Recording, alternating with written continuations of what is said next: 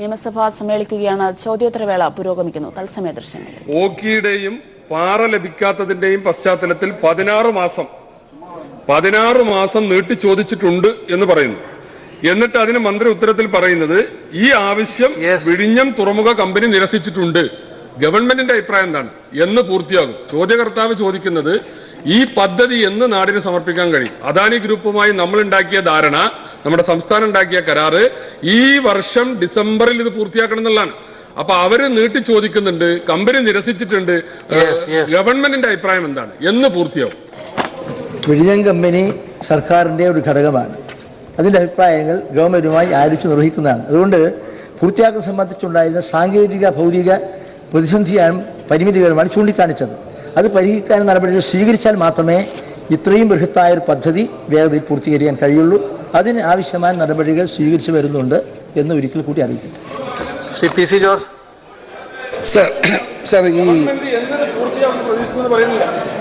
Sir, ഞാൻ ഈ വിഴിഞ്ഞം പദ്ധതി സാർ, ഈ ലോകത്തുള്ള പല രാഷ്ട്രങ്ങളും തന്നെ ഈ പദ്ധതി നടപ്പാക്കാതിരിക്കാൻ ആഗ്രഹിക്കുന്നത് നമുക്കറിയാം സാർ. അപ്പം വളരെ ഇഴഞ്ഞാണ് ഈ പദ്ധതി നീങ്ങുന്നത്, നമുക്ക് എല്ലാവർക്കും അറിയാം. ഞാൻ അതിനൊരു മാറ്റം പ്രതീക്ഷിച്ചു ഈ ഗവൺമെൻറ് കാലത്ത്. കാരണം ബഹുമാനോട് പിണറായി സർക്കാർ അധികാരത്തിൽ വന്നപ്പം മ്യൂസിയത്തിന് തന്നെ ഒരു മന്ത്രിയെ വെച്ചിരിക്കുകയാണ്. വേറെ വകുപ്പൊന്നും അദ്ദേഹത്തിനില്ല. ആകെയുള്ളത് പുരാവസ്തുവും പിന്നെ തുറമുഖം. മനസ്സിലാക്കണം, അദ്ദേഹത്തിന് തുറമുഖ വകുപ്പ് മാത്രമാണ് കൊടുത്തിരിക്കുന്നത്. എന്തുകൊണ്ട് സാർ പിന്നെ താമസിക്കുന്നു പറയണ്ടേ സാർ? അവിടുത്തെ പദ്ധതി ഞാൻ പോയി നോക്കിയ ആളാണ് സാർ. വളരെ ദുഃഖകരമാണ്. എന്തുകൊണ്ട് മന്ത്രി ഇക്കാര്യത്തിൽ പേഴ്സണൽ ഇടപെടുന്നില്ല? ഈ മന്ത്രിയൊക്കെ പറ്റുകയില്ലെങ്കിൽ മുഖ്യമന്ത്രി ആ കാര്യം ബാധ്യതയില്ലേ? ഞാൻ ചോദിക്കാം സാർ.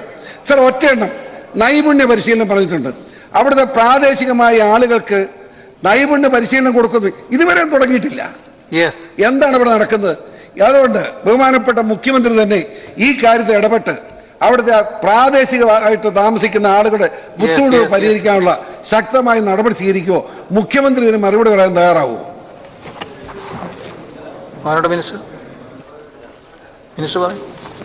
സാർ, ബഹുമാനപ്പെട്ട അംഗങ്ങളെല്ലാം പ്രകടിപ്പിച്ച ഇതിൻ്റെ വേഗത പൂർത്തീകരിക്കണമെന്ന കാര്യത്തിൽ സർക്കാരിന് വിരുദ്ധ അഭിപ്രായമൊന്നുമില്ല. ഇത്രയും ബൃഹത്തായ സാങ്കേതിക ഭൗതിക സൗകര്യം ഒരുക്കേണ്ട പദ്ധതി പ്രഖ്യാപിച്ച് സാധാരണ ഈ പ്രാവർത്തികമാക്കുന്ന നടപടികൾ പൂർത്തീകരിക്കാൻ കഴിയില്ല. അതിന് നടപടികൾ ഓരോ ഘട്ടങ്ങളിലായി നടന്നുകൊണ്ടിരിക്കുകയാണ്. അത് ലഭ്യമാക്കാനുള്ള സൗകര്യങ്ങൾ അതിൻ്റെ പൂർത്തീകരണത്തിൻ്റെ ഘടകമെന്ന നിലയ്ക്ക് സംസ്ഥാന ഗവൺമെൻറ് ആ നിലയിലുള്ള ഉത്തരവാദിത്വം നിർവഹിച്ചുകൊണ്ടിരിക്കുകയാണ്. അത് വേഗത്തിൽ പൂർത്തീകരിക്കണമെന്ന കാര്യത്തിൽ ഗവൺമെൻറ്റിന് പക്ഷാന്തരമേ ഇല്ല. ആ കാര്യങ്ങളാണ് ബഹുമാനപ്പെട്ട മുഖ്യമന്ത്രി പലപ്പോഴും ഈ സഭയിൽ കഴിഞ്ഞ തവണ ചർച്ച നടത്തി വ്യക്തമാക്കിയത്. ആ വ്യക്തമാക്കുന്നതിനപ്പുറത്ത് ഒന്നും കൂട്ടിച്ചേർക്കാനില്ലാത്തത് കൊണ്ട് ആ കാര്യം നടപ്പിലാക്കുമെന്നാണ് എനിക്ക് ആവർത്തിച്ചത്. വിഴിഞ്ഞം പദ്ധതിയുടെ കാര്യത്തിൽ നമ്മുടെ സംസ്ഥാനത്തിനാകെ വലിയ താല്പര്യമാണുള്ളത്. അത് സമയബന്ധിതമായി പൂർത്തിയാക്കുക എന്നത് തന്നെയാണ് നമ്മളെല്ലാവരും ഉദ്ദേശിക്കുന്നത്. പക്ഷേ നമ്മുടെ സംസ്ഥാനത്തുണ്ടായ ചില കാര്യങ്ങൾ ഈ വിഴിഞ്ഞം പദ്ധതിയെ പ്രതികൂലമായി ബാധിച്ചു. ആദ്യം വന്നത് ഓഖി ദുരന്തമാണ്. ഓഖി ദുരന്തത്തിൻ്റെ ഘട്ടത്തിൽ അവിടെ നിർമ്മാണം നടന്നുകൊണ്ടിരിക്കുന്ന കാര്യങ്ങളെ തന്നെ ഗൗരവമായി ബാധിക്കുന്ന നിലയുണ്ടായി. അത് ആകെ അവസാനിപ്പിക്കുന്നതിനെ ബാധിച്ചില്ല എന്നായിരിക്കും ഉദ്ദേശിച്ചത്. ആ ഘട്ടത്തിൽ ചില നടപടികൾ അവിടെ ഉണ്ടായി. അതിൻ്റെ ഘട്ടങ്ങൾ തരണം ചെയ്യേണ്ടതായി വന്നു. പിന്നീട് നമ്മളെല്ലാം പ്രളയഘട്ടത്തിൽ അതിനെ നേരിടേണ്ടതായി വന്നു. സർ, ഇവിടെ ചൂണ്ടിക്കാണിച്ചതുപോലെ കല്ല് കിട്ടുക എന്നത് വളരെ പ്രധാനമാണ്. എല്ലാ സ്ഥലങ്ങളിലും പ്രളയമുണ്ടായി. അപ്പോൾ കല്ല് കിട്ടേണ്ട ആ പ്രദേശങ്ങളെയും ഇത് പ്രതികൂലമായി ബാധിക്കുന്നല്ലോ. എല്ലാവരുടെയും ശ്രദ്ധ അതിലേക്കായി. ഇപ്പോൾ നാം എല്ലാവരും കൂടി ഈ കല്ല് വേഗം കിട്ടുന്നതിനുള്ള നടപടികൾ എടുത്തു വരികയാണ്. കലക്ടർമാരെ പ്രത്യേകം ചുമതലപ്പെടുത്തിയിട്ടുണ്ട്. കലക്ടർമാർ ആ കല്ല് കിട്ടുന്നതിനുള്ള നടപടികൾ സ്വീകരിച്ചു വരികയാണ്. ഇവിടെ പാറ കോറികളിലൂടെയാണല്ലോ കിട്ടേണ്ടത്. ആ കോറികളിലുള്ളവരോട് ഒരു നിശ്ചിത ഭാഗം ഇത്തരം കാര്യങ്ങൾക്ക് കൊടുക്കണമെന്ന നിബന്ധനയും ബന്ധപ്പെട്ട കലക്ടർമാർ നിശ്ചയിച്ചു കൊടുക്കുകയാണ്. അപ്പോൾ സമയബന്ധിതമായി തന്നെ ഇത് തീർക്കാനുള്ള നടപടികളാണ് നീങ്ങിക്കൊണ്ടിരിക്കുന്നത്. ഒരു ആശങ്കയും ഉണ്ടാകേണ്ടതില്ല. വല്ലാതെ നീണ്ടുപോകുമെന്ന ആശങ്ക ഒരു കാരണവശാലും ഉണ്ടാകേണ്ടതായിട്ടില്ല. നമുക്ക് അടുത്ത ചോദ്യത്തിലേക്ക് കിടക്കാം. ചോദ്യം മുഖ്യമന്ത്രി തന്നെ വിശദീകരിച്ചല്ലോ. ചോദിക്കും. അതായത് ബഹളം വയ്ക്കൊന്നും വേണ്ട. ബഹളം വയ്ക്കുന്നുണ്ട് മുഖ്യമന്ത്രി. എന്താണ് നിങ്ങളെന്താ ബഹളം വെക്കേണ്ട? മുഖ്യമന്ത്രി പറഞ്ഞ സാഹചര്യത്തിൽ അടുത്ത ചോദ്യത്തിലേക്ക് കിടക്കും. പ്രധാനപ്പെട്ട ചോദ്യം ആയതുകൊണ്ട് എടുത്താണ്. ബഹളം വെക്കേണ്ടത്. ചോദിക്കണമെങ്കിൽ ചോദിക്കും. ഓഹോ, നിങ്ങൾ ബഹളം വെച്ചിട്ടാണോ? പ്ലീസ്.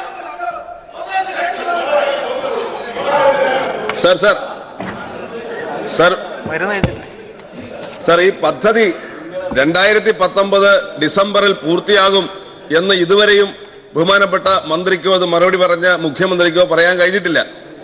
സർക്കാരിന്റെ മെല്ലപ്പോക്കും അലസതയുമാണ് സാർ ഈ പദ്ധതി വൈകാനുള്ള പ്രധാനപ്പെട്ട കാരണം. സാർ, ഇവിടെ തന്നെ ഓഖി ദുരന്തം ഇത് വൈകുന്നതിനുള്ള കാരണമല്ല എന്ന് ഇൻഡിപെൻഡന്റ് എഞ്ചിനീയറുടെ റിപ്പോർട്ട് സർക്കാരിന്റെ കയ്യിൽ തന്നെ ഉണ്ട്. അപ്പൊ അതൊരു കാരണമല്ല. ആകെ വരുന്ന ഒരു പ്രശ്നം പാറ കിട്ടുന്നതിനുള്ള തടസ്സമാണ്. സാർ, ഗവൺമെന്റ് ഒരു ഫെസിലിറ്റേറ്ററുടെ ചുമതല വഹിക്കുന്നു എന്ന് മന്ത്രി തന്നെ പറയുമ്പോൾ എന്തുകൊണ്ടാണ് സാർ ഇത്രയും കാലമായി പാറ ലഭ്യമാക്കാനുള്ള നടപടി സ്വീകരിക്കാൻ സർക്കാരിന് സാധിക്കാത്തത്? സാർ, അതുപോലെ തന്നെ ഇവിടെ അദാനി ചെയ്യേണ്ട ചില കാര്യങ്ങളുണ്ട്. ഗവൺമെന്റ് സാർ അദാനി ചെയ്യേണ്ട ചില കാര്യങ്ങളുണ്ട്, വിസിൽ ചെയ്യേണ്ട ചില കാര്യങ്ങളുണ്ട്.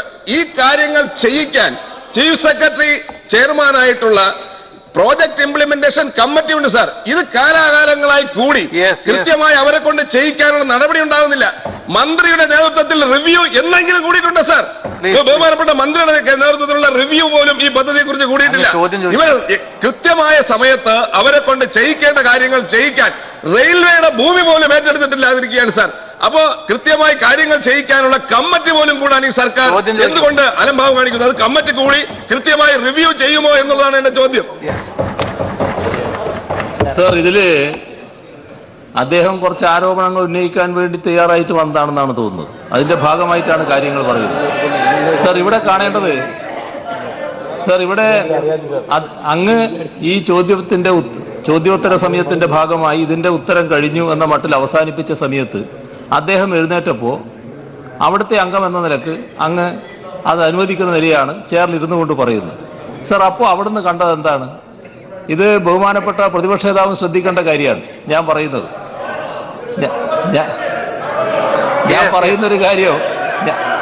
പറയുന്നൊരു കാര്യം ബഹുമാനപ്പെട്ട പ്രതിപക്ഷ നേതാവ് ശ്രദ്ധിക്കേണ്ടതാണ്. സർ, ഈ ഘട്ടത്തിൽ എന്താണ് അവിടെ കണ്ടത്? സർ, ആ സമയത്ത് ബഹുമാനായ ഒരു അംഗം അദ്ദേഹത്തിന്റെ അടുത്ത് നിന്നുകൊണ്ട് ഈ സഭയിൽ പറയാൻ പാടില്ലാത്ത ഒരു വാക്ക് വിളിച്ചു പറയുന്നതായി അങ്ങും ചിലപ്പോൾ കേട്ടിട്ടുണ്ടാവും. പിന്നെ അതിന്റെ തുറ നടപടികൾ വേണ്ട എന്ന് അങ്ങ് വെച്ചതായിരിക്കും. സർ, ഇതാണോ ഒരു രീതി? അങ്ങ് പറയുന്നു അവിടുത്തെ അംഗം എന്ന നിലക്ക് സംസാരിക്കാൻ അനുവാദം കൊടുക്കുന്നു. അപ്പോൾ അനാവശ്യമായൊരു ബഹളവും, ആ ബഹളം മാത്രമല്ല അനാവശ്യമായ പദപ്രയോഗവും ഈ സഭയിൽ നടത്തേണ്ട കാര്യമുണ്ടോ? അതാണ് ഒരു ഭാഗം. സർ, അതങ്ങ് ചിന്തിക്കേണ്ട കാര്യമാണ്, ഈ സഭയും ചിന്തിക്കേണ്ട കാര്യമാണ്, പ്രതിപക്ഷ നേതാവും ചിന്തിക്കേണ്ട കാര്യമാണ്. സർ, ഇവിടെ അദ്ദേഹം ചൂണ്ടിക്കാണിച്ച കാര്യം ഇതുമായി ബന്ധപ്പെട്ട് എന്തോ പരിശോധന നടക്കുന്നില്ല, റിവ്യൂ നടക്കുന്നില്ല, ഇതിന് ഇംപ്ലിമെന്റേഷൻ കമ്മിറ്റി യാതൊന്നും ചെയ്യുന്നില്ല. ഇതെല്ലാം സമയബന്ധമായി നടന്നുകൊണ്ടിരിക്കുന്നുണ്ട്. എല്ലാ പരിശോധനയുമുണ്ട്, എല്ലാ റിവ്യൂമുണ്ട്, മന്ത്രി തലത്തിലുള്ള പരിശോധനയുണ്ട്, മുഖ്യമന്ത്രി തലത്തിലുള്ള പരിശോധനയുണ്ട്. അതിൻ്റെ എല്ലാം ഭാഗമായുള്ള നടപടികളും നീക്കിക്കൊണ്ടിരിക്കുന്നുണ്ട്. ഈ പാറ സമാഹരിക്കുന്നതിനുള്ള നല്ല പ്രവർത്തനങ്ങൾ പൊതുവെ നടന്നുകൊണ്ടിരിക്കുന്നുണ്ട്. അതുകൊണ്ട് ഒരാശങ്കയും വേണ്ടതില്ല.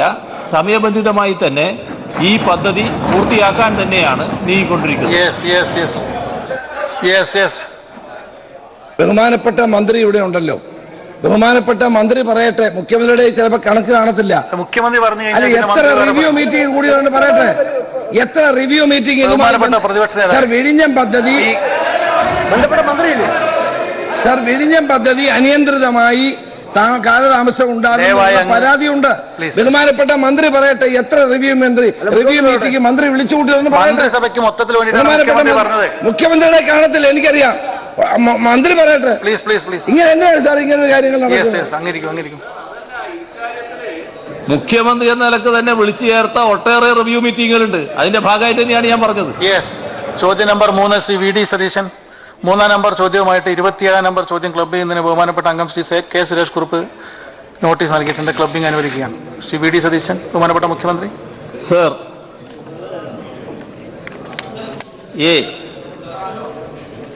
പ്രളയക്കെടുതിയിൽ പൂർണ്ണമായും നഷ്ടപ്പെട്ടതോ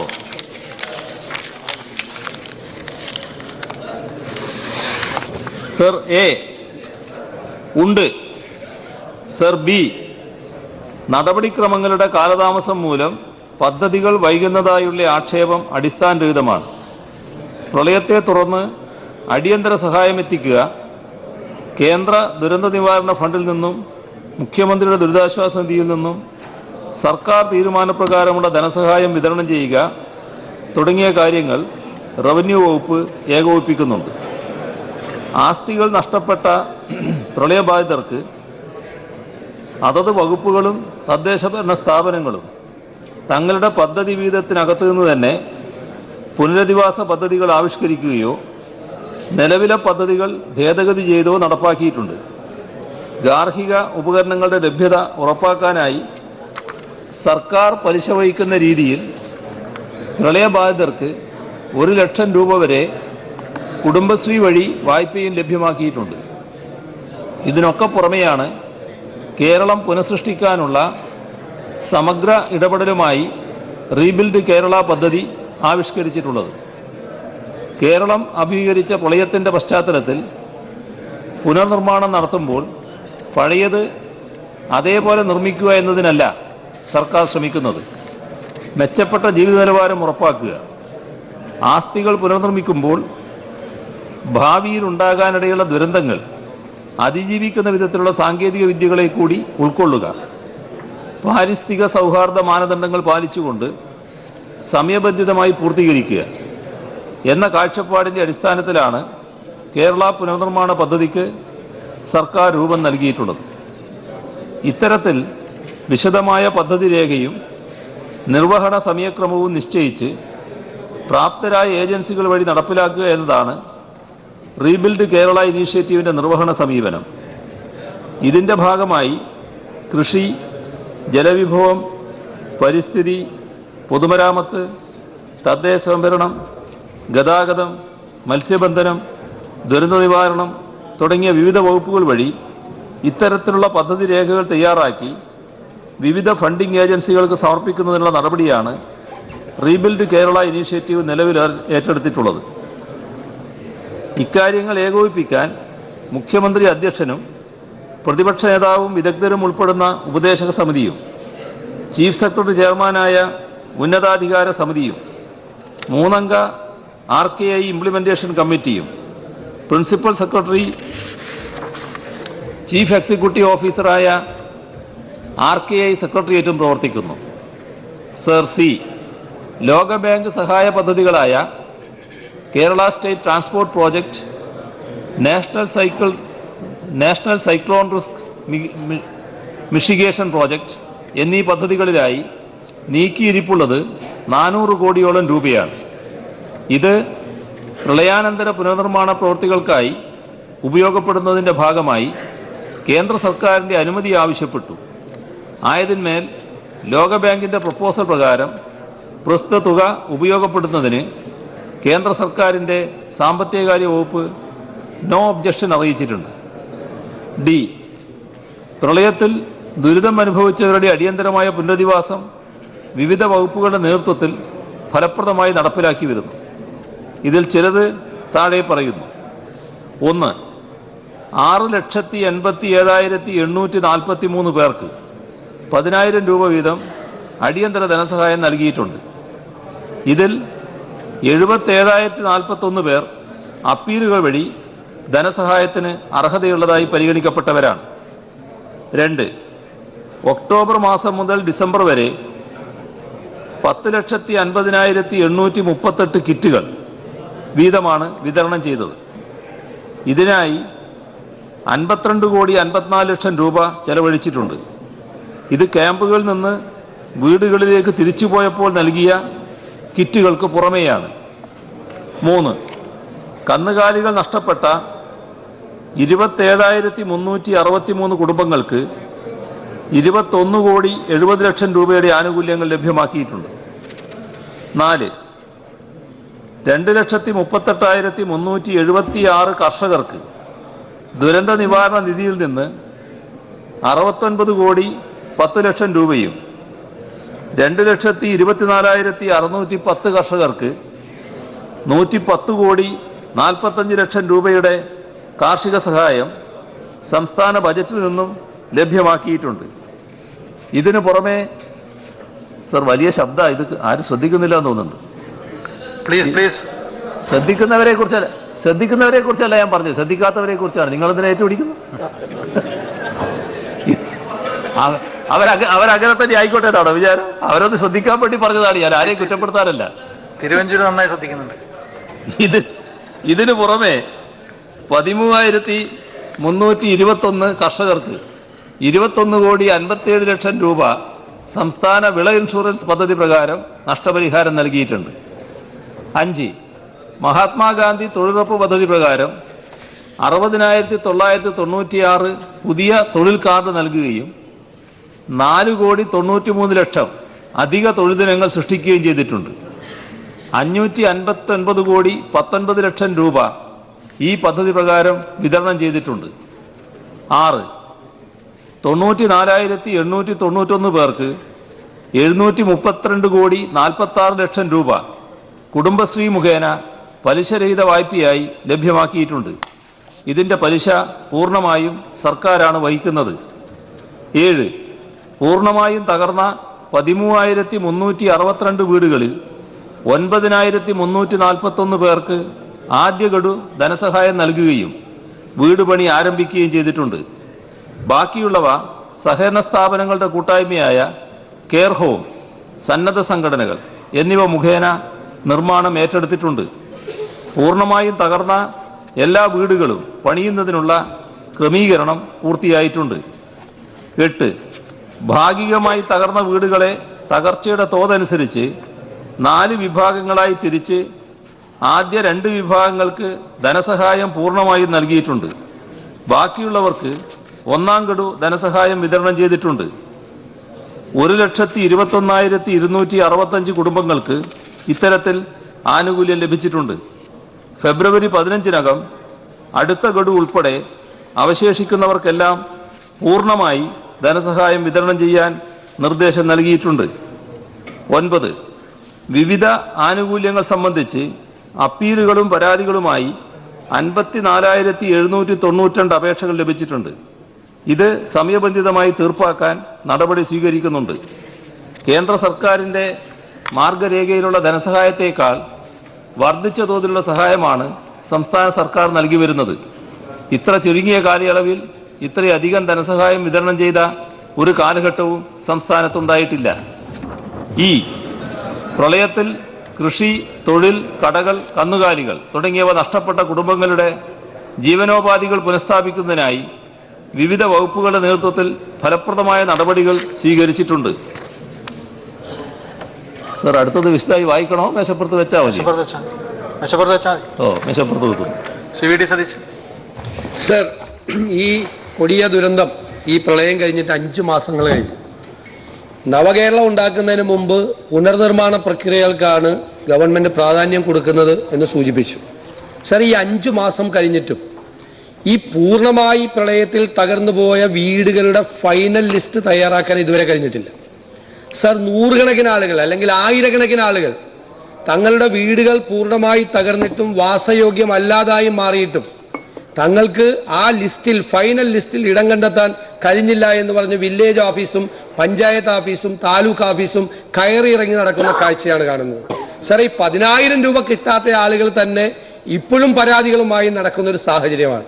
സാർ, ഏറ്റവും കുറഞ്ഞത് വീട്ടിൽ താമസിക്കാൻ കഴിയാത്തവർക്ക്, താമസയോഗ്യമല്ലാത്ത വീടുകളിൽ താമസിക്കാൻ കഴിയാത്തവരുടെ പേരുകൾ ഈ ലിസ്റ്റിൽ വന്നിട്ടില്ല എന്നത് ദൗർഭാഗ്യകരമാണ്. സാർ, അതുകൊണ്ട് എല്ലാ സ്ഥലങ്ങളിലേക്കും ഒരു കൃത്യമായ ഒരു സന്ദേശം, ഈ പ്രളയത്തിൽ പൂർണ്ണമായി തകർന്ന വീടുകൾ അവർക്ക് അർഹതയുള്ളതാണെങ്കിൽ പൂർണ്ണമായും അതിൽ ഉൾപ്പെടുത്തണം എന്നുള്ളൊരു സന്ദേശം കൊടുക്കാൻ ഗവൺമെന്റ് തയ്യാറാവുന്നു.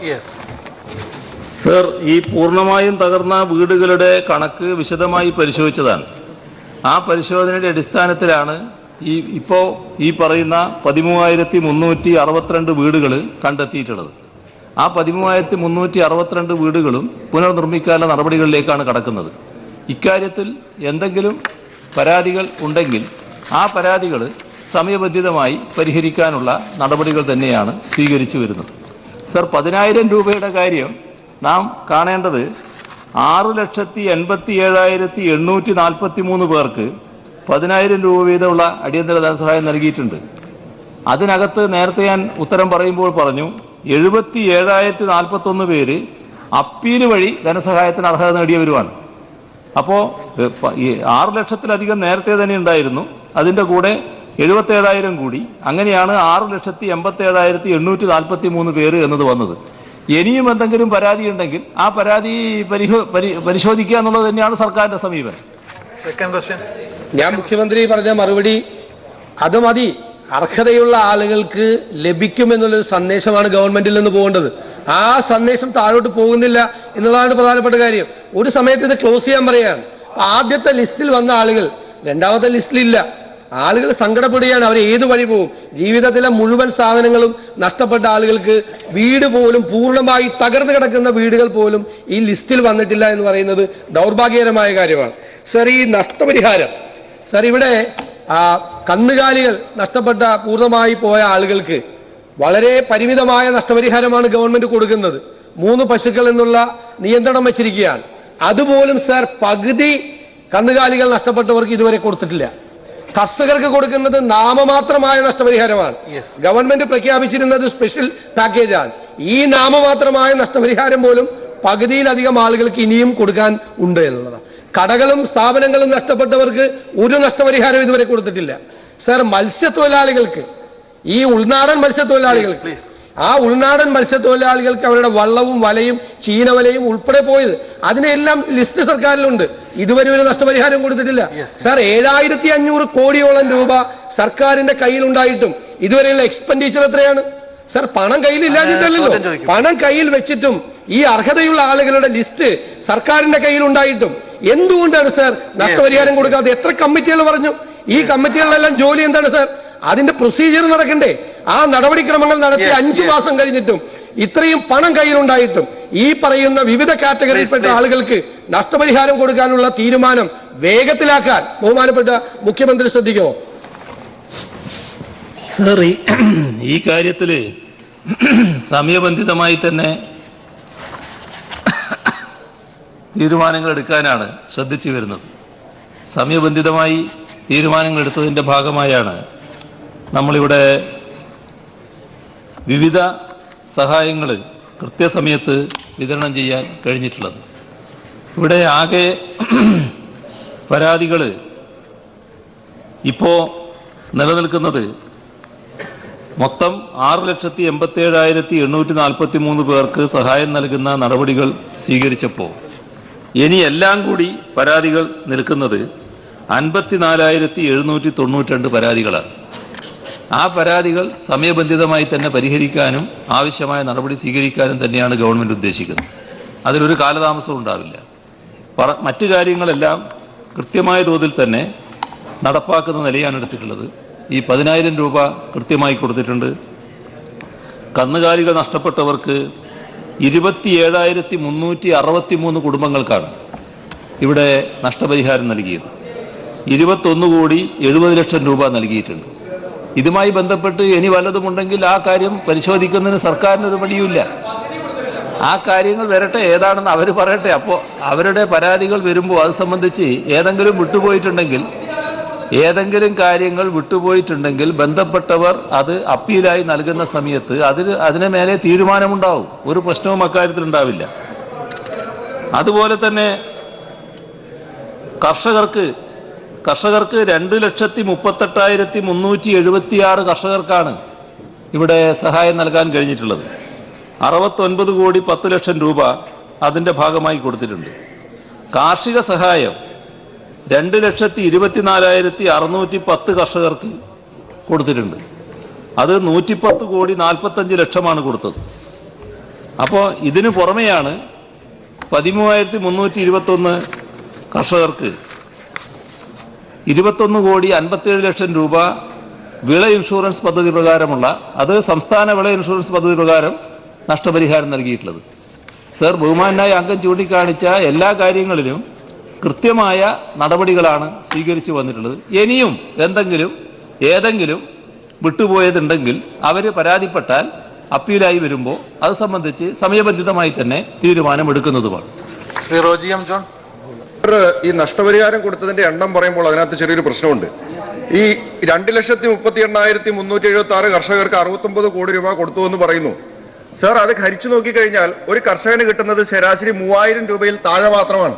അതായത് ഓരോ കർഷകർക്കുണ്ടായിരിക്കുന്ന നഷ്ടം 10,000 രൂപയുടെ നഷ്ടമുണ്ടായ കർഷകർക്ക്, ഞാൻ ശരാശരി കണക്കാ പറയുന്നത്, ഇത് കൊടുത്തതിന്റെ തോത് നോക്കിക്കഴിഞ്ഞാൽ അതിന്റെ മാനദണ്ഡങ്ങളുണ്ട്. പക്ഷേ ഇതൊരു സ്പെഷ്യൽ പാക്കേജായി പ്രത്യേക സാഹചര്യമായി കണ്ടുകൊണ്ട് കർഷകർക്ക് എല്ലാ നഷ്ടങ്ങളും സംഭവിച്ച ആളുകൾക്ക് കൊടുത്തെങ്കിൽ മാത്രമേ ഇത് പരിഹരിക്കാൻ സാധിക്കുള്ളൂ. പശുക്കൾക്ക് എല്ലാ നഷ്ടപരിഹാരങ്ങൾക്കും പരിധി നിശ്ചയിച്ചിരിക്കുകയാണ്. ഉദാഹരണത്തിന് കോഴികൾ നഷ്ടപ്പെട്ട ആളുകൾക്ക് ഒരു കോഴിക്ക് 50 രൂപ എന്ന് പറഞ്ഞു. പക്ഷെ പരിധി നിശ്ചയിച്ചിരിക്കുകയാണ്. പരമാവധി ഒരു കർഷകൻ 5000 രൂപയെ കൊടുക്കുള്ളൂ. അപ്പോ 100 കണക്കിന് കോഴികൾ നഷ്ടപ്പെട്ട ആളുകൾക്ക്, വളർത്തുമൃഗങ്ങൾ നഷ്ടപ്പെട്ട ആളുകൾക്ക് എല്ലാ തരത്തിലും പരിധികൾ നിശ്ചയിച്ചിരിക്കുകയാണ്. അപ്പോൾ എന്ത് നഷ്ടപരിഹാരമാണ് ഇൻ റിയൽ ടേംസ് ഈ ആളുകൾക്ക് ലഭിക്കുന്നത്? അതിനകത്തൊരു പുനർചിന്തനം ഉണ്ടാവണം. അതുപോലെ തന്നെ വീടുകൾ ഭാഗികമായിട്ട് നഷ്ടപ്പെട്ട ആളുകൾക്ക് ഇപ്പോൾ ശതമാന കണക്ക് കൂട്ടി വരുമ്പോൾ, കണക്കെടുത്ത് വരുമ്പോൾ കുറഞ്ഞുകൊണ്ടിരിക്കുകയാണ്. ആദ്യം വന്ന് കണക്കെടുത്തു, ആദ്യം റീബിൽഡ് ആപ്പിൽ വന്ന് കണക്കെടുത്തപ്പോൾ ഓരോരുത്തർക്ക് 40%, 50% നഷ്ടം സംഭവിച്ചിട്ടുണ്ട് എന്ന് പറഞ്ഞു പോയി. അവർ 50% കണക്കാക്കി അവർക്ക് നഷ്ടപരിഹാരം കിട്ടുമെന്ന് പ്രതീക്ഷിച്ചിരുന്ന് ഇപ്പോൾ രണ്ടാമത് ലിസ്റ്റ് വന്നപ്പോഴത്തേക്കും അവർ 20% താഴേക്ക് ആയിരിക്കുകയാണ്. അപ്പോൾ അവരുടെ വീണ്ടും നഷ്ടപരിഹാരം കുറഞ്ഞുകൊണ്ടിരിക്കുകയാണ്. അപ്പോൾ ഇത് നഷ്ടപരിഹാരം കൊടുക്കാനുള്ളവർക്ക് ഇത് എങ്ങനെ കൊടുക്കാതിരിക്കാം, ഇതിന്റെ തുക എങ്ങനെ കുറയ്ക്കാം എന്നുള്ളതിനെ സംബന്ധിച്ച് എല്ലാ തരത്തിലും ഗവേഷണം നടത്തിക്കൊണ്ടിരിക്കുകയാണ്. ഇത് വലിയ ബുദ്ധിമുട്ടുണ്ടാക്കിക്കൊണ്ടിരിക്കുകയാണ്. അപ്പോൾ ഇത് നഷ്ടപരിഹാരം അർഹമായിട്ട് കൃത്യമായിട്ടുള്ള നഷ്ടപരിഹാരം ആളുകൾക്ക് കൊടുത്തു തീർക്കുവാനായിട്ടുള്ള നടപടി സർക്കാരിന്റെ ഭാഗത്തുനിന്ന് ഉണ്ടാവുമോ? അതാണ് ചോദ്യം. കൃഷിമന്ത്രി എന്തോ പറയുന്നത് അത് പറഞ്ഞോട്ടെ, എന്നിട്ട് പറയാം. ഈ ബഹുമാനപ്പെട്ട അംഗം പറയുന്ന കണക്കുകൾ ചില വസ്തുതാവിരുദ്ധമായ കാര്യങ്ങളുണ്ട്. 68 കോടിയല്ല, 178 കോടി രൂപയാണ് ഇതുവരെ വിതരണം ചെയ്ത് കഴിഞ്ഞിരിക്കുന്നത്. അല്ല, മുഖ്യമന്ത്രി പറഞ്ഞ കണക്കിലുണ്ട് 68, 110 ആണ്. ആ 110 കോടി രൂപ സംസ്ഥാന വിഹിതമാണ്, സ്റ്റേറ്റ് വിഹിതം. ഒരു വാഴ നശിച്ചാൽ 5 രൂപ 20 പൈസ സെൻട്രൽ ഗവൺമെന്റ് തരുമ്പോൾ 96 രൂപ 40 പൈസ കൊടുക്കുന്ന സംസ്ഥാന ഗവൺമെന്റാണ് സാർ. മാത്രമല്ല സാർ, ഇവിടെ സംസ്ഥാന ഗവൺമെന്റ് ഏർപ്പെടുത്തിയിരിക്കുന്ന വിള ഇൻഷുറൻസിൽ ഞങ്ങൾ കൊടുത്തിരിക്കുന്നത് 21 കോടി രൂപയാണ്. അപ്പോൾ ഓരോ വിളകൾക്കും വാഴ നശിച്ചു കഴിഞ്ഞാൽ ഒരു വാഴയ്ക്ക് 300 രൂപ കൊടുക്കുന്ന ഒരേ ഒരു സ്റ്റേറ്റ് കേരളം മാത്രമാണ് സാർ. അപ്പോൾ കേരളത്തിലെ വിള ഇൻഷുറൻസുമായി ബന്ധപ്പെട്ടുകൊണ്ട് ഇനിയും ആളുകളെ ചേർത്തിക്കൊണ്ടിരിക്കുകയാണ് ഇതിന്റെ ഒരു അനുഭവത്തിന്റെ പശ്ചാത്തലത്തിൽ. അപ്പൊ അങ്ങ് പറയുന്ന ആവറേജിന്റെ കണക്ക് ശരിയല്ല.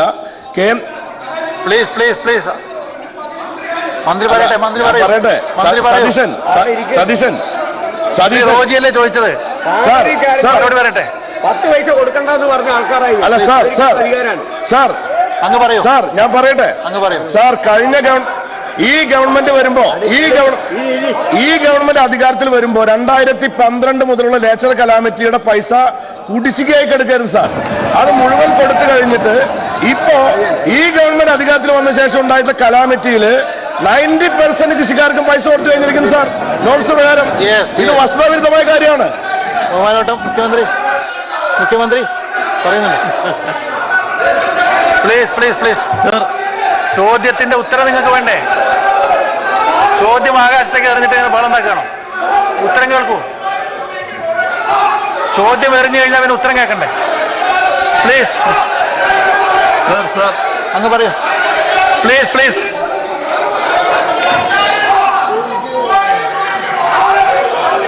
ചോദ്യം എറിഞ്ഞ ഉത്തരം കേൾക്കണ്ടേ? ശ്രീ റോജി അങ്ങ് പറയൂ.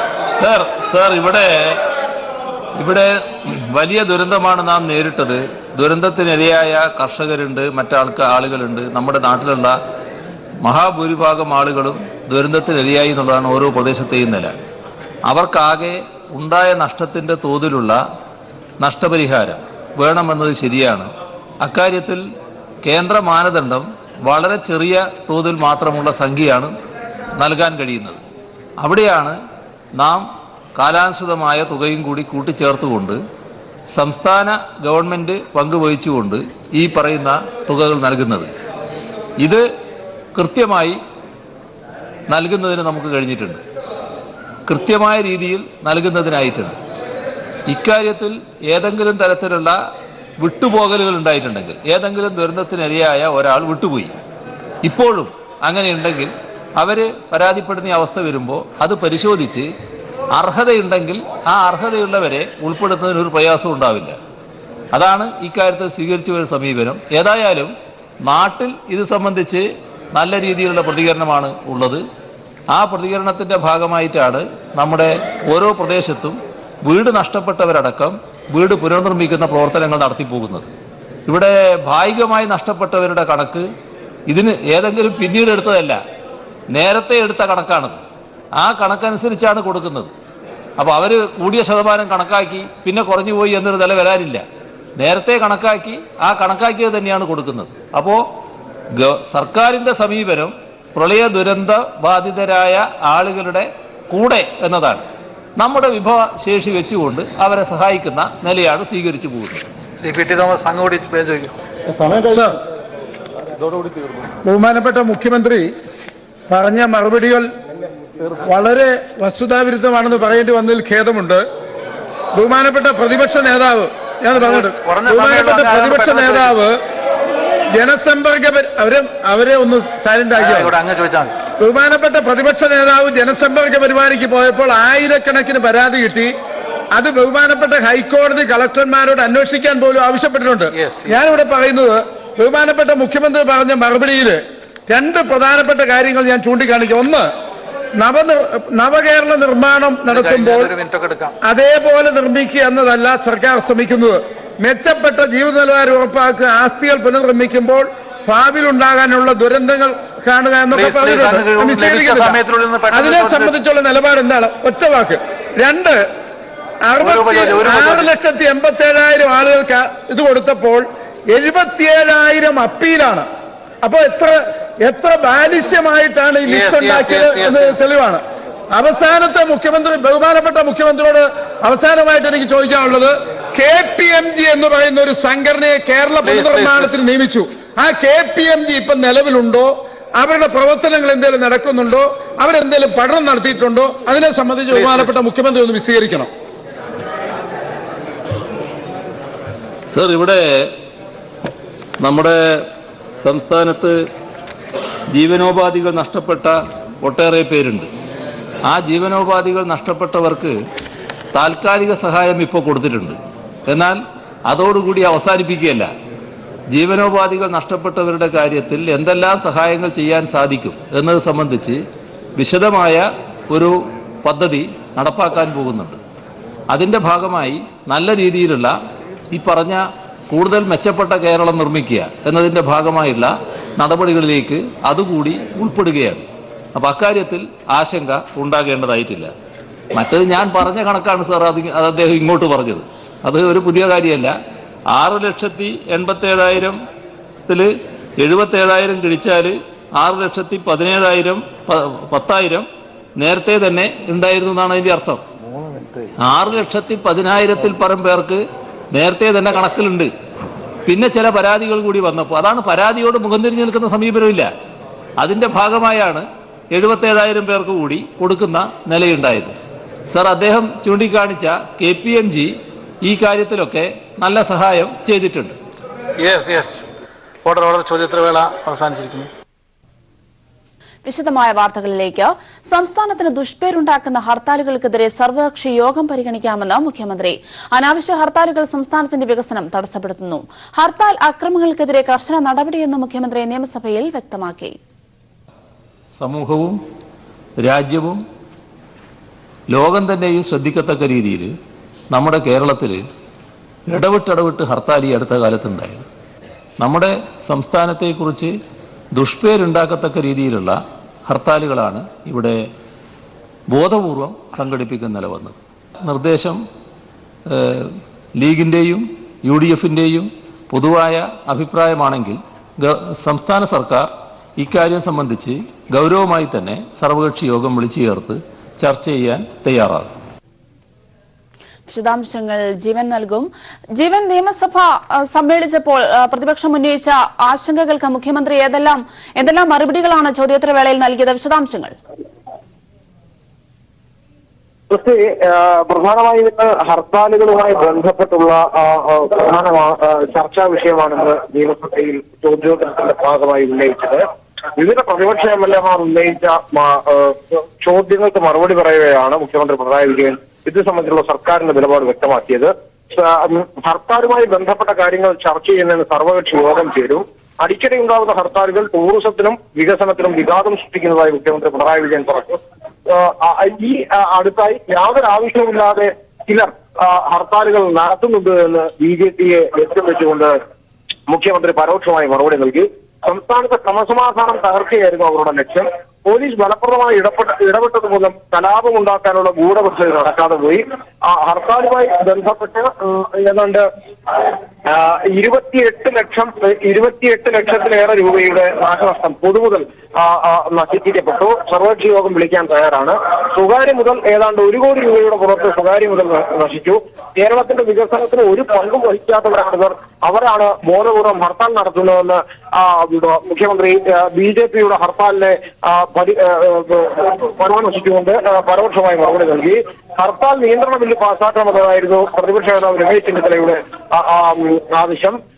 മഞ്ചേശ്വരത്ത് വർഗീയ കലാപത്തിനുള്ള നീക്കങ്ങൾ നടക്കുന്നതായും മുഖ്യമന്ത്രി പിണറായി വിജയൻ ഓർമ്മിപ്പിച്ചു. സമവായ ചർച്ചയ്ക്ക് ശേഷം സഭയ്ക്ക് പുറത്ത് ചർച്ച ചെയ്യാം, എന്നാൽ ബില്ല് പാസ്സാക്കുക അതിനുശേഷം തീരുമാനിക്കാമെന്ന തീരുമാനത്തിലാണ് ഹർത്താലുമായി ബന്ധപ്പെട്ട കാര്യങ്ങൾ അവസാനിപ്പിച്ചത്. വിഴിഞ്ഞവുമായി ബന്ധപ്പെട്ടായിരുന്നു മറ്റൊരു പ്രധാനമായും നിയമസഭാ സമ്മേളനത്തിൽ മുഖ്യമന്ത്രി പ്രതിപക്ഷ അംഗങ്ങൾ ഉന്നയിച്ച ആശങ്കകൾക്ക് മറുപടി നൽകുകയായിരുന്നു. ഹർത്താൽ ശക്തമായി നേരിട്ടുവെന്നും അക്രമ സംഭവങ്ങളിൽ കർശന നടപടിയെടുത്തുവെന്നും മുഖ്യമന്ത്രി പിണറായി വിജയൻ പറഞ്ഞു. കേരളത്തിന്റെ മുന്നോട്ടുള്ള പോക്ക് തടയാൻ ചിലർ ബോധപൂർവമായുള്ള ശ്രമങ്ങൾ സൃഷ്ടിക്കുകയാണെന്നും അദ്ദേഹം കൂട്ടിച്ചേർത്തു. ഹർത്താൽ സംബന്ധിച്ചുള്ള സർവകക്ഷി യോഗം വിളിച്ചു ചേർക്കാൻ സാധ്യതകളുണ്ടോ എന്ന PK ബഷീറിന്റെ ആവശ്യത്തിൽ പ്രതിപക്ഷം സഹകരിക്കുകയാണെങ്കിൽ സർവകക്ഷി യോഗത്തിന് സർക്കാർ തയ്യാറാണെന്നും മുഖ്യമന്ത്രി വ്യക്തമാക്കുകയുണ്ടായി. വിഴിഞ്ഞം കരാർ സംബന്ധിച്ച മുഖ്യമന്ത്രി മറുപടി നൽകി. പ്രളയത്തിന് ശേഷമുള്ള നിർമ്മാണ പ്രവൃത്തികൾ സമയബന്ധിതമായി പുരോഗമിക്കുകയാണെന്നും അതിൽ ആശങ്ക വേണ്ട എന്നും കാലതാമസമുണ്ടാകില്ല എന്നും മുഖ്യമന്ത്രി വ്യക്തമാക്കുകയായിരുന്നു. ഇന്ന് ചേർന്ന നിയമസഭാ സമ്മേളനത്തിൽ BJPയെ എടുത്ത് വിമർശിച്ചായിരുന്നു മുഖ്യമന്ത്രിയുടെ മറുപടി. വിശദാംശങ്ങൾ നൽകാൻ ജീവൻ വീണ്ടും ചേരുകയാണ്. ജീവൻ, നിയമസഭാ സമ്മേളനത്തിൽ ധാരാളം വിഷയങ്ങൾ സജീവ ചർച്ചയായപ്പോൾ വിഴിഞ്ഞം തുറമുഖ കരാർ അടക്കമുള്ള വിഷയങ്ങളിൽ മുഖ്യമന്ത്രി എങ്ങനെയാണ് മറുപടി നൽകിയത്? വിശദാംശങ്ങൾ. ക്രിസ്ത്യൻ, ഞാൻ നേരത്തെ സൂചിപ്പിച്ചതിന്റെ തുടർച്ചയെന്നോണം വിഴിഞ്ഞം തുറമുഖവുമായി ബന്ധപ്പെട്ടാണ് പ്രധാനമായും പ്രതിപക്ഷത്തിന്റെ മറ്റൊരു ആശങ്ക ഉയർന്നു വന്നത്. വിഴിഞ്ഞം തുറമുഖം അനന്തമായി നീളില്ലെന്ന് മുഖ്യമന്ത്രി ഉറപ്പു നൽകി. നിർമ്മാണ പ്രവർത്തനത്തിനായി കല്ല് ലഭിക്കുന്നതിൽ തടസ്സം നേരിടുന്നുണ്ട്. ഇത് പരിഹരിക്കാനുള്ള നടപടികൾ സ്വീകരിച്ചു വരികയാണ്. അതിനിടയിൽ പ്രതിപക്ഷവും മുഖ്യമന്ത്രിയും തമ്മിൽ നേരിയ തോതിൽ ഒരു വാക്കുതർക്കമുണ്ടായി. വിഴിഞ്ഞം പദ്ധതിയെ ചൊല്ലി ആണ് തർക്കമുണ്ടായത്. സർക്കാരിന്റെ അലസതയാണ് വിഴിഞ്ഞ പദ്ധതി വൈകാൻ കാരണമെന്ന് പ്രതിപക്ഷം ആരോപിച്ചു. പദ്ധതി അനിയന്ത്രിതമായി കാലതാമസം നേരിടുന്നതായി പരാതിയുണ്ടെന്ന് രമേശ് ചെന്നിത്തല പറഞ്ഞു. സമയബന്ധിതമായി തീർക്കുമെന്ന് മുഖ്യമന്ത്രിയും കൂട്ടിച്ചേർത്തു.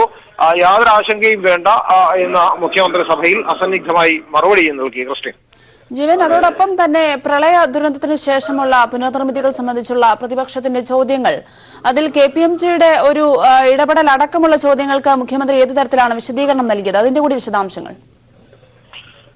പ്രളയവുമായി ബന്ധപ്പെട്ട് പ്രധാനമായും പ്രതിപക്ഷം ഉന്നയിച്ചിരിക്കുന്നത് വിവിധ വീടുകൾ, തകർന്നുപോയ വീടുകൾ പുനർനിർമ്മിക്കുന്ന കാര്യത്തിൽ ഇപ്പോഴും ഒരു കൃത്യമായ പട്ടിക സർക്കാരിന്റെ കയ്യിലില്ല എന്നതായിരുന്നു അവരുടെ പ്രധാനമായ ആരോപണം. എന്നാൽ അതിന് മുഖ്യമന്ത്രി കൃത്യമായ മറുപടി നൽകി. എത്ര വീടുകളാണ് തകർന്നത് എന്നതിനെ സംബന്ധിച്ചുള്ള കൃത്യമായ കണക്ക് തങ്ങളുടെ പക്കലുണ്ട്. ഇനിയും എന്നാൽ ആർക്കെങ്കിലും ആശങ്കയുണ്ടെങ്കിൽ അത് പരിഹരിക്കുന്നതിന് തയ്യാറാണ്. ഏത് തരത്തിലുള്ള പ്രശ്നവും ചർച്ച ചെയ്യുന്നതിന് തങ്ങൾക്ക് മടിയില്ല എന്നും മുഖ്യമന്ത്രി പറഞ്ഞു. പ്രളയവുമായി ബന്ധപ്പെട്ട് ഉണ്ടായിരിക്കുന്ന പ്രധാനമായ ഏതാണ്ട് 6,87,834 വീടുകളാണ് ആളുകൾക്കും വീടുകൾക്കുമാണ് സഹായം എത്തേണ്ടത്. 10,000 രൂപയുടെ സഹായം 6,87,843 പേർക്ക് നൽകി കഴിഞ്ഞു. 13,362 വീടുകളാണ് പുനർനിർമ്മിക്കാനുള്ളതെന്നും മുഖ്യമന്ത്രി സഭയിൽ മറുപടി നൽകി. നിയമസഭാ സമ്മേളനത്തിൽ വിവിധ വിഷയങ്ങളിൽ പ്രതിപക്ഷം ഉന്നയിച്ച ആശങ്കകൾക്ക് മുഖ്യമന്ത്രി പിണറായി വിജയൻ നൽകിയ മറുപടിയുടെ വിശദാംശങ്ങൾ നൽകിയത് ജീവൻ കുമാറാണ്.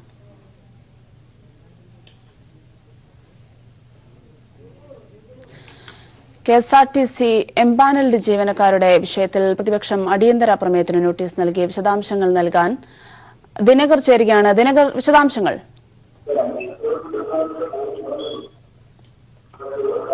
ക്രിസ്റ്റിന, 3861 എംപാനൽഡ് ജീവനക്കാരെ പിരിച്ചുവിട്ട സംഭവം സഭ നിർത്തിവെച്ച് ചർച്ച ചെയ്യണമെന്ന് ആവശ്യപ്പെട്ട് പ്രതിപക്ഷം സഭയിൽ അടിയന്തര പ്രമേയത്തിന് നോട്ടീസ് നൽകിയിരിക്കുകയാണ്. തിരുവഞ്ചൂർ രാധാകൃഷ്ണനാണ് അടിയന്തര പ്രമേയത്തിന് നോട്ടീസ് നൽകിയത്. ഇപ്പോൾ ഗതാഗത വകുപ്പ് മന്ത്രി എ കെ ശശീന്ദ്രൻ അടിയന്തര പ്രമേയ നോട്ടീസിന് മറുപടി നൽകുകയാണ്. KSRTC എംപാനൽഡ് ജീവനക്കാരെ പിരിച്ചുവിട്ട സംഭവം എല്ലാവർക്കും ബോധ്യമുള്ള കാര്യമാണ്. കോടതി വിധിയുടെ അടിസ്ഥാനത്തിലാണ് ഇവരെ പിരിച്ചുവിട്ടത് എന്ന് അദ്ദേഹം ചൂണ്ടിക്കാട്ടുകയുണ്ടായി. ഈ ഒരു പശ്ചാത്തലത്തിലാണ് ഇപ്പോൾ കാര്യങ്ങൾ ചർച്ച ചെയ്യുന്നത്. അതേസമയം KSRTC എംപാനൽഡ് ജീവനക്കാർ സെക്രട്ടേറിയറ്റിന് മുന്നിൽ കഴിഞ്ഞ ഒരാഴ്ചയായി തങ്ങളെ തിരിച്ചെടുക്കണം, അല്ലെങ്കിൽ മതിയായ നഷ്ടപരിഹാരം നൽകണം എന്നാവശ്യപ്പെട്ടുകൊണ്ട് ഇപ്പോൾ അനിശ്ചിതകാല സമരം ആരംഭിച്ചിരിക്കുകയാണ്. ഇന്ന് അല്പസമയത്തിനകം അവർ നിയമസഭയിലേക്ക് മാർച്ചും നടത്തുന്നുണ്ട്. ഈ പശ്ചാത്തലത്തിലാണ് പ്രതിപക്ഷം അടിയന്തര പ്രമേയമായി വിഷയം സഭയിൽ കൊണ്ടുവന്നിരിക്കുന്നത്. നിരന്തരം കോടതി ഇക്കാര്യത്തിൽ ഇടപെടുകയും ഹൈക്കോടതിയുടെ ഉത്തരവിനെ തുടർന്നുമാണ് KSRTC എംപാനൽഡ് ജീവനക്കാരെ പിരിച്ചുവിടാൻ സർക്കാർ നിർബന്ധിതമായത്. പരമാവധി KSRTC എംപാനൽഡ് ജീവനക്കാരെ സംരക്ഷിക്കുന്നതിനുള്ള നിലപാട് സർക്കാർ കൈക്കൊണ്ടിരുന്നു. എന്നാൽ ഇതുമായി ബന്ധപ്പെട്ടുകൊണ്ട് PSC മുഖാന്തരം ലിസ്റ്റിൽ കയറിയ ഉദ്യോഗാർത്ഥികൾ കോടതിയെ സമീപിക്കുകയും അതിന്റെ അടിസ്ഥാനത്തിൽ കോടതി 10 വർഷത്തിൽ താഴെയുള്ള താൽക്കാലിക ജീവനക്കാരെ പിരിച്ചുവിടാൻ കർശന നിർദ്ദേശം നൽകുകയുമായിരുന്നു. ഈ സംഭവമാണ് ഇപ്പോൾ സഭ നിർത്തിവെച്ച് ചർച്ച ചെയ്യണമെന്ന് ആവശ്യപ്പെട്ടുകൊണ്ട് പ്രതിപക്ഷം അടിയന്തര പ്രമേയത്തിന് നോട്ടീസ് നൽകിയിരിക്കുന്നത്.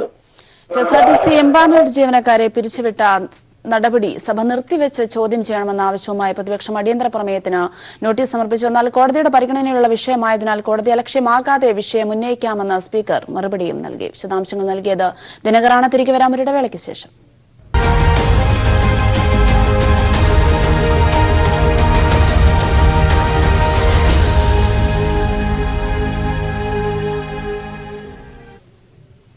സംസ്ഥാന ബഡ്ജറ്റിൽ പ്രതീക്ഷയർപ്പിച്ച തൊഴിൽ IT മേഖലകൾ. കൂടുതൽ തൊഴിലവസരങ്ങളും തകർച്ച നേരിടുന്ന വ്യവസായങ്ങൾക്ക് സഹായവും പ്രതീക്ഷിച്ച് തൊഴിലാളികൾ. പുതിയ സ്കിൽ യൂണിവേഴ്സിറ്റി ആരംഭിക്കണമെന്ന തൊഴിൽ രംഗത്തെ വിദഗ്ധർ. IT മേഖലയെ ഹർത്താലിൽ നിന്ന് ഒഴിവാക്കുന്നത് പ്രയോജനം ചെയ്യുമെന്നും വിലയിരുത്തൽ. കേരളത്തിലെ തൊഴിൽ മേഖലയിൽ സമൂലമായ മാറ്റം വരുത്താൻ ആവശ്യമായ ഇടപെടൽ ഉണ്ടാവണമെന്നാണ് ഈ രംഗത്തെ വിദഗ്ധർ ആവശ്യപ്പെടുന്നത്. ശാസ്ത്ര സാങ്കേതിക രംഗത്തെ വളർച്ച പൂർണ്ണമായി ഉപയോഗിക്കാനാവണം. ഇതിന് കേവലം എഞ്ചിനീയറിംഗ് കോളേജുകളല്ല ഇനി വേണ്ടത്. സ്കിൽ യൂണിവേഴ്സിറ്റികൾ ആരംഭിച്ചെങ്കിലേ അതത് രംഗത്തെ വിദഗ്ധരെ സൃഷ്ടിക്കാനാവൂ എന്ന് Uralungal labour contract cooperative society chairman Rameshan Paleri പറഞ്ഞു. ഇൻഡസ്ട്രിയായിട്ട് യാതൊരു ബന്ധവുമില്ലാത്ത തിയറി മാത്രം പഠിച്ചിറങ്ങണം. അതിന് ഏറ്റവും നല്ല സാധ്യത ഇനി സ്കിൽ ഇൻസ്റ്റിറ്റ്യൂട്ട് അല്ലെ സ്കിൽ യൂണിവേഴ്സിറ്റി തുടങ്ങി ഇനി വരും തലമുറയെങ്കിലും ഇപ്പം വിദേശ രാജ്യങ്ങളിലൊന്നും നമ്മൾ ആവശ്യമില്ല. എല്ലാ രാജ്യത്തും സ്കില്ലുള്ള ആൾക്കാരെ കിട്ടാനുള്ളത് കൊണ്ട് മുമ്പ് നമ്മളായിരുന്നു സ്കില്ല്. അത് ഒരു പരമ്പരാഗതമായ സ്കില്ല്. ഇനി അതല്ല. ഇനിയിപ്പം എഞ്ചിനീയറിംഗ് കഴിയുന്നവർക്ക് തന്നെ സ്കില്ലോടുകൂടി പ്രാക്ടിക്കൽ നോളജോടുകൂടി ഉണ്ടാകുമ്പോൾ ഗൾഫ് നാടുകളിലോ അല്ലെങ്കിൽ മറ്റു രാജ്യങ്ങളിലോ അല്ലെ ഇന്ത്യയിൽ തന്നെ നമുക്ക് ഒരുപാട് സാധ്യതയുണ്ടാകും. തൊഴിലവസരങ്ങൾ സൃഷ്ടിക്കാവുന്ന ഇടപെടൽ ബജറ്റിലുണ്ടാവണമെന്ന് തൊഴിലാളികൾ പറയുന്നു. ESI കൂടുതൽ തൊഴിലാളികൾക്ക് പ്രയോജനം ചെയ്യുന്ന തരത്തിൽ വിപുലപ്പെടുത്തണം. മേഖലാ കേന്ദ്രങ്ങൾ ആരംഭിക്കണം. തകർച്ച നേരിടുന്ന പൊതുമേഖലാ വ്യവസായ സ്ഥാപനങ്ങൾക്ക് സഹായം, പരമ്പരാഗത മേഖലയിൽ തൊഴിൽ സുരക്ഷിതത്വം എന്നിവയും തൊഴിൽ മേഖല പ്രതീക്ഷിക്കുന്നു. കേരളത്തെ IT ഹബ്ബായി വളർത്താനുള്ള ശ്രമമാണ് സർക്കാർ നടപ്പാക്കുന്നത്. ഇത് കാര്യക്ഷമമാക്കണമെന്ന് IT രംഗം ആവശ്യപ്പെടുന്നു. കൂടുതൽ നിക്ഷേപം ഈ രംഗത്തുണ്ടാവണം. ഇനിയും പുതിയ ആളുകളെ ആകർഷിക്കാനാവണം. IT മേഖലയെ ഹർത്താലിൽ നിന്ന് ഒഴിവാക്കുന്നത് പ്രയോജനം ചെയ്യുമെന്നും ഈ രംഗത്തുള്ളവർ വിലയിരുത്തുന്നു. News bureau, Kozhikode. ആരോഗ്യരംഗത്ത് അടിസ്ഥാനപരമായ മാറ്റങ്ങൾക്ക് ഊന്നൽ നൽകുന്നതായിരിക്കും സംസ്ഥാന ബജറ്റ്. 500 പ്രാഥമികാരോഗ്യ കേന്ദ്രങ്ങളെ ഈ വർഷം കുടുംബാരോഗ്യ കേന്ദ്രങ്ങളാക്കി ഉയർത്തുകയാണ് സംസ്ഥാന സർക്കാരിന്റെ ലക്ഷ്യം. സമഗ്ര ആരോഗ്യ ഇൻഷുറൻസ് പദ്ധതിയും ഈ ബഡ്ജറ്റിൽ പ്രഖ്യാപിച്ചേക്കും. എല്ലാ വിഭാഗം ജനങ്ങൾക്കും ആധുനിക ചികിത്സ സർക്കാർ ആശുപത്രികളിൽ ലഭ്യമാക്കുക എന്ന ലക്ഷ്യത്തോടെയാണ് സംസ്ഥാന സർക്കാർ മുന്നോട്ടു പോകുന്നത്. താഴെത്തട്ടിൽ വെച്ച് തന്നെ രോഗനിർണയം നടത്തി ആവശ്യമായ ചികിത്സ നൽകുക എന്ന ആശയമാണ് സംസ്ഥാന സർക്കാർ പ്രഖ്യാപിച്ച ആർദ്രം മിഷൻ പദ്ധതി പ്രകാരം നടപ്പാക്കുന്നത്. 500 പ്രാഥമിക ആരോഗ്യ കേന്ദ്രങ്ങളെ കൂടി കുടുംബ ആരോഗ്യ കേന്ദ്രങ്ങളാക്കി ഉയർത്തുക എന്നതാണ് ഈ വർഷത്തെ ലക്ഷ്യം. ഒപ്പം തന്നെ സർക്കാർ മെഡിക്കൽ കോളേജുകളെയും ജില്ലാ ആശുപത്രികളെയും ആധുനിക നിലവാരത്തിലേക്ക് ഉയർത്തുന്ന പ്രവർത്തനങ്ങൾ തുടരും. പകർച്ചവ്യാധി പ്രതിരോധം, ജീവിതശൈലി രോഗങ്ങളുടെ നിയന്ത്രണം, മാനസിക ആരോഗ്യം മെച്ചപ്പെടുത്തൽ തുടങ്ങിയവയ്ക്കും മുന്തിയ പരിഗണന നൽകും. സമഗ്ര ആരോഗ്യ ഇൻഷുറൻസ് പദ്ധതിയുടെ പ്രഖ്യാപനവും ഈ ബജറ്റിൽ ഉണ്ടാകുമെന്നാണ് പ്രതീക്ഷ. തീർച്ചയായിട്ടും ഈ ഗവൺമെൻറ് വന്നതിന് ശേഷം വളരെ പ്രകടമായിട്ടുള്ള മാറ്റമാണ് ആരോഗ്യ സാമൂഹ്യ നീതി മേഖലകളിൽ ഉണ്ടാക്കിയിട്ടുള്ളത്. ഞങ്ങൾ ഉദ്ദേശിക്കുന്നത് അടിസ്ഥാനപരമായിട്ടുള്ള മാറ്റങ്ങളിലൂടെ ജനങ്ങൾക്ക് അതിൻ്റെ ഫലം അനുഭവിക്കാൻ സാധിക്കുക എന്നുള്ളതാണ്, ഗുണഫലം. ഈ ബഡ്ജറ്റ് അവതരണത്തോടുകൂടി കുറേയും കൂടി മാറ്റം ഉണ്ടാവുമെന്ന് ഞാൻ പ്രതീക്ഷിക്കുന്നു. ധനകാര്യ വകുപ്പിൽ നിന്ന് അങ്ങനെ ഉണ്ടാവുമെന്നാണ് പ്രതീക്ഷിക്കുന്നത്. എല്ലാവർക്കും ചികിത്സ കിട്ടാൻ സഹായിക്കുന്ന ഒരു സമ്പൂർണ്ണ ഇൻഷുറൻസ് പദ്ധതി വന്നേക്കാനും സാധ്യതയുണ്ട്. അതിൻ്റെ പണിപ്പുരയിലാണ് ഗവൺമെൻറ്. അലോപ്പതിക്കൊപ്പം തന്നെ ആയുർവേദം, ഹോമിയോ, യുനാനി, സിദ്ധ തുടങ്ങിയവയ്ക്കും പ്രാധാന്യം നൽകുന്ന നയം തുടരും. സാമൂഹ്യനീതി മേഖലയിലെ ക്ഷേമത്തിന് പ്രാധാന്യം നൽകുന്ന പ്രഖ്യാപനങ്ങളും ബജറ്റിൽ പ്രതീക്ഷിക്കുന്നു. പുതുതായി രൂപീകരിച്ച സ്ത്രീകളുടെയും കുട്ടികളുടെയും വകുപ്പ് ഇപ്പോൾ നടത്തുന്ന പ്രവർത്തനങ്ങൾക്ക് മികച്ച തുടർച്ച ഉണ്ടാകാനുള്ള വകയിരുത്തലും ബജറ്റിൽ പ്രതീക്ഷിക്കാം. കഴിഞ്ഞ 2.5 വർഷത്തിനിടെ ആരോഗ്യ സാമൂഹ്യനീതി മേഖലയിൽ വലിയ കുതിച്ചുചാട്ടമാണ് കേരളത്തിൽ ഉണ്ടായത്. നിലവിലെ പ്രവർത്തനങ്ങൾ പൂർത്തീകരിക്കുന്നതിനോടൊപ്പം തന്നെ പുതിയ പദ്ധതികളും ബജറ്റിൽ പ്രഖ്യാപിക്കുമെന്നാണ് പ്രതീക്ഷ. കണ്ണൂരിൽ നിന്നും ക്യാമറമാൻ ജയൻ കല്യാശ്ശേരിക്കൊപ്പം എം സന്തോഷ്. തിരികെ വരാം ഇടവേളയ്ക്ക് ശേഷം. CPIM തിരുവനന്തപുരം ജില്ലാ കമ്മിറ്റി ഓഫീസിൽ DCP Chaithra Teresa John raid നടത്തിയതിനെ പറ്റിയുള്ള DGPയുടെ റിപ്പോർട്ട് എന്ന് സർക്കാരിന് കൈമാറും. റെയ്ഡിനുള്ള നടപടിക്രമങ്ങൾ പാലിച്ചിരുന്നോ എന്നാണ് ഉയർന്ന ഉദ്യോഗസ്ഥർ പരിശോധിക്കുക. ചൈത്ര തെരേസ ജോണിൽ നിന്നും മെഡിക്കൽ കോളേജ് സർക്കിൾ ഇൻസ്പെക്ടറിൽ നിന്നും ADGP മനോജ് എബ്രഹാം വിശദീകരണം രേഖപ്പെടുത്തി. ചൈത്രയിൽ നിന്ന് ജാഗ്രതക്കുറവ് ഇവരുടെ ഭാഗത്ത് സംഭവിച്ചുവെന്നാണ് ഉയർന്ന പോലീസ് ഉദ്യോഗസ്ഥരുടെ റിപ്പോർട്ട്. ജില്ലാ കമ്മിറ്റി റെയ്ഡ് ചെയ്തതിനെ തുടർന്നുള്ള സംഭവം രാഷ്ട്രീയമായി ഉപയോഗപ്പെടുത്താൻ കോൺഗ്രസ് തീരുമാനിച്ചു. പ്രതിപക്ഷ നേതാവ് ഇന്ന് ശ്രദ്ധ ക്ഷണിക്കലിനായി നിയമസഭയിൽ ഇക്കാര്യം ഉന്നയിക്കും. മുൻ കോൺഗ്രസ് നേതാവും MPയുമായ സജ്ജൻ കുമാറിനെതിരെയുള്ള 1984 സിഖ് വിരുദ്ധ കലാപവുമായി ബന്ധപ്പെട്ട രണ്ടാമത്തെ കേസ് ദില്ലി പട്യാല ഹൌസ് കോടതി ഇന്ന് പരിഗണിക്കും. ദില്ലിയിലെ സുൽത്താൻപുരിയിൽ നടത്തിയ പ്രസംഗത്തിൽ സജ്ജൻ കുമാർ സിഖുകാരാണ് ഇന്ദിരാഗാന്ധിയെ കൊലപ്പെടുത്തിയതെന്ന് പറയുകയും അവരെ തിരിച്ചാക്രമിക്കാനും കൊലപ്പെടുത്താനും ആൾക്കൂട്ടത്തോട് ആഹ്വാനം ചെയ്യുകയും ചെയ്തുവെന്നാണ് കേസ്. ഈ കേസിൽ സജ്ജൻ കുമാറിന് കോടതി പ്രൊഡക്ഷൻ വാറന്റ് പുറപ്പെടുവിച്ചിട്ടുണ്ട്. ദില്ലിയിലെ രാജ്നഗറിലെ ഒരു കുടുംബത്തിലെ 5 പേരെ കൊലപ്പെടുത്തിയ കേസിൽ സജ്ജൻ കുമാർ ഇപ്പോൾ മണ്ടോലി ജയിലിൽ ശിക്ഷ അനുഭവിക്കുകയാണ്.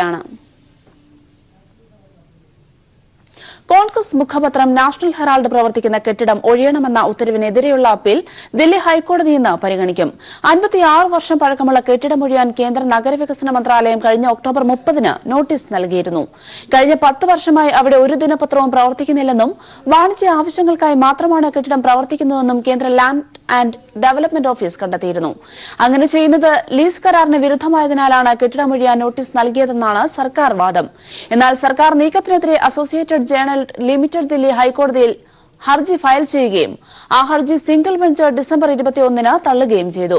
കെട്ടിടം 2 ആഴ്ചയ്ക്കകം ഒഴിയണമെന്നും ഒഴിഞ്ഞില്ലെങ്കിൽ സർക്കാരിനെ ഒഴിപ്പിക്കാമെന്നും ദില്ലി ഹൈക്കോടതി ഉത്തരവിട്ടു. ജസ്റ്റിസ് സുനിൽ കൌറിന്റെ വിധിക്കെതിരെ അസോസിയേറ്റഡ് ജേണൽ നൽകിയ അപ്പീലാണ് ഇപ്പോൾ കോടതിയുടെ പരിഗണനയിലുള്ളത്. Bank employees federation of India 10ാം ദേശീയ സമ്മേളനത്തിന് ഇന്ന് തിരുവനന്തപുരത്ത് തുടക്കം. ദിവസത്തെ സമ്മേളനം 31-ന് സമാപിക്കും. 28-ന് വൈകിട്ട് AK നായനാർ പാർക്കിൽ നടക്കുന്ന പൊതുസമ്മേളനം മുഖ്യമന്ത്രി പിണറായി വിജയൻ ഉദ്ഘാടനം ചെയ്യും. സമ്മേളനത്തോടനുബന്ധിച്ച് വൈകിട്ട് 5-ന് പാളയം രക്തസാക്ഷി മണ്ഡപത്തിൽ നിന്ന് ആരംഭിക്കുന്ന മാർച്ച് പുത്തരിക്കണ്ടം SR ബാൽ നഗറിൽ സമാപിക്കും. തുടർന്ന് നടക്കുന്ന പൊതുസമ്മേളനം മുഖ്യമന്ത്രി പിണറായി വിജയൻ ഉദ്ഘാടനം ചെയ്യും. 29-നാണ് പ്രതിനിധി സമ്മേളനം. ബെഫി ദേശീയ പ്രസിഡന്റ് CJ നന്ദകുമാർ 29-ന് രാവിലെ പതാക ഉയർത്തുന്നതോടെ പ്രതിനിധി സമ്മേളനത്തിന് തുടക്കമാകും. ടാഗോർ തിയേറ്ററിൽ CITU general secretary Tapan Sen ഉദ്ഘാടനം ചെയ്യും. ബെഫി സംസ്ഥാന ജനറൽ സെക്രട്ടറി SS അനിൽ. പുതിയ സാമ്പത്തിക നയങ്ങൾ നടപ്പിലാക്കിയതിനു ശേഷം വലിയ പ്രത്യാഘാതങ്ങൾ ബാങ്കിംഗ് മേഖലയിൽ ഉണ്ടായിക്കൊണ്ടിരിക്കുന്ന സാഹചര്യത്തിലാണ് ഈ സമ്മേളനം നടക്കുന്നത്.